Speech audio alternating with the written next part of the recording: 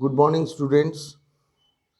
Today, our class is Social Science, and we will study a new chapter from Geography part Earth's Internal Composition and Landforms.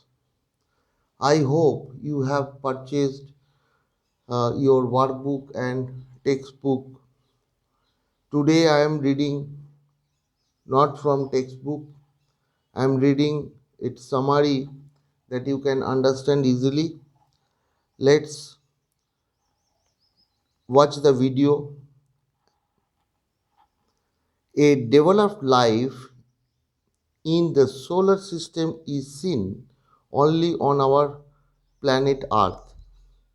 The Earth is not round completely, it is slightly flat near the poles. The interior of the Earth is made up of several layers arranged on top of one another like the layers of an onion. The uppermost layer of the Earth's surface is called crust. It extends up to about 35 kilometers over the continents. The continental mass is composed of the main minerals like silica and alumina. That is why it is called Sial, or Si means silica and Al means alumina. The layer underlying the Sial consists of mainly silica and magnesium. So it is called SIMA. SIMA means Si means silica and Ma means magnesium. The crust just beneath SIMA is mantle. It extends up to a depth of about 2900 kilometers. The innermost layer of the earth is core. Its radius is about 3500 kilometers. The core of the earth is made up of mainly nickel and ferrous means iron. So it is called NiFe, NiFe, nickel, Ni nickel and Fe ferrous. At the time of volcanic eruption, the hot magma of the interior of the earth is thrown out from the interior and spread on the surface of the earth.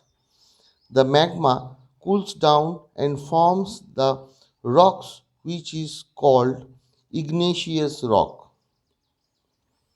There are two types of igneous rocks: extrusive igneous rocks and intrusive igneous rocks. At the time of volcanic eruption, the hot magma or lava from the interior of the earth comes out and spread over the surface of the earth. The magma cools down rapidly and becomes solidified. Such rocks found on the crust or seal are called extrusive igneous rocks. Basalt is this type of rock. Molten magma cools down deep inside the crust of the earth. Seal, the solid rocks formed thus, are called intrusive igneous rocks. Granite is this type of rock. Rocks are turned into smaller particles due to erosion, cracking, or hitting each other and are transported from one place to another by wind, air, water, etc., and are accumulated there. This deposit sediment is compressed and is hardened and forms layers of solid rock which is called stratified rocks. Minor contents of plants, animals, and other microorganisms are found in the sedimentary rocks, which finally form into the fossils. Due to extremely high temperature and pressure, the igneous rocks and sedimentary rocks transform into metamorphic rocks. Examples: sticky clay transform into slate and limestone into marble. Under certain special conditions, one type of rock changes into another type in a cyclic manner. This process of transformation of the rocks from one type to another is known as rock cycle. I will study up to this part. Next part I will study in the next class. Okay.